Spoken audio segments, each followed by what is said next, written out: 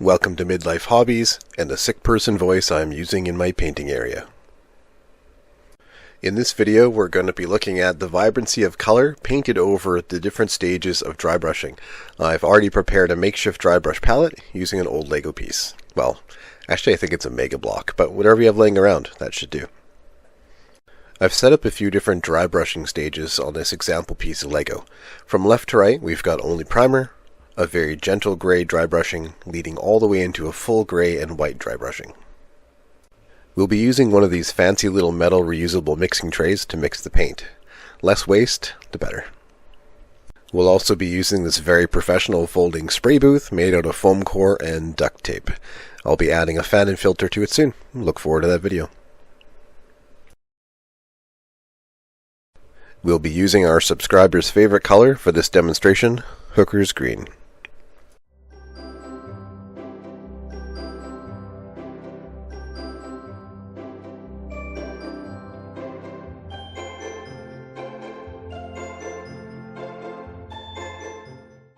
We'll use the 50% matte medium and 50% distilled water to ensure the paint dries with a matte finish. I know we don't need to do that for this demonstration, but it's a habit to grab it and use it when mixing paint for me. We'll also use some distilled water to thin the paint down enough for the airbrush. You don't need an airbrush for this, it's just faster for this demonstration.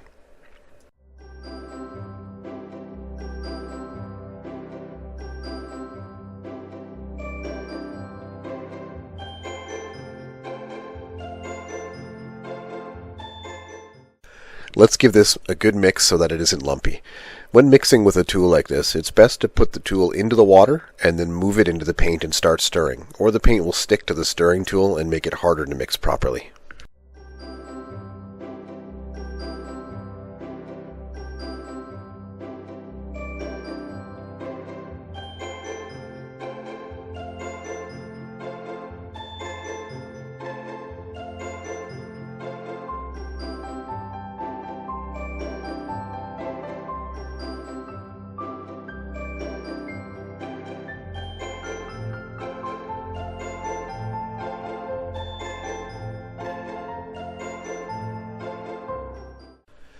I always pre-wet the inside of the airbrush before adding paint to prevent that paint from sticking to the dry metal inside the airbrush. It's just good practice.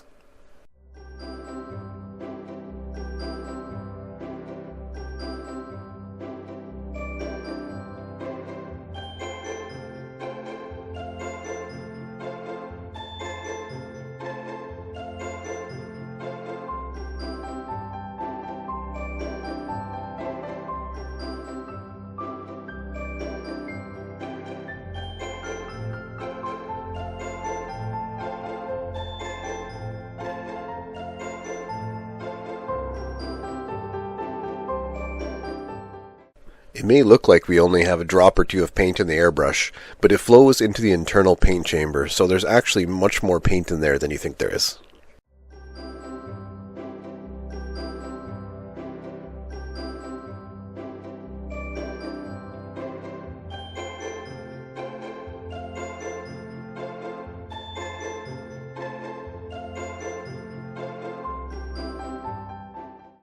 I'm now going to evenly coat the demonstration Lego in the green paint.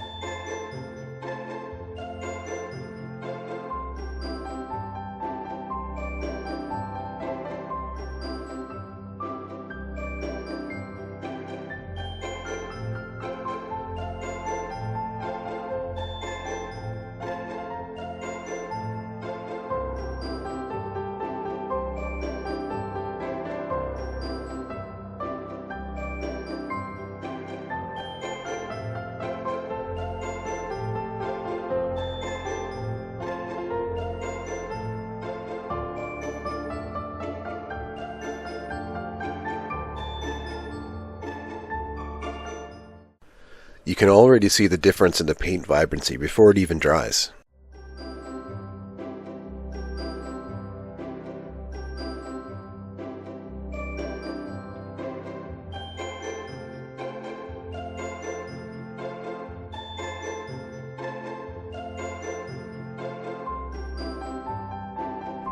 We'll skip the cleaning of the airbrush again, but don't worry, we'll give it its own video soon.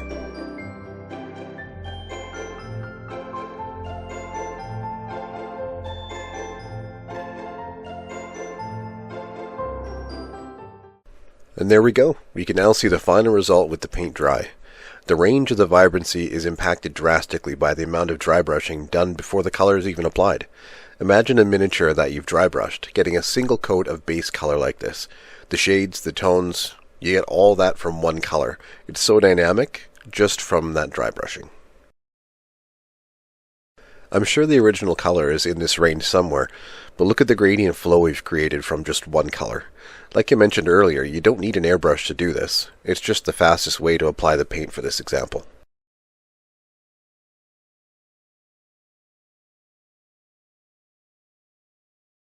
If you've enjoyed or learned anything from this video, please like and subscribe.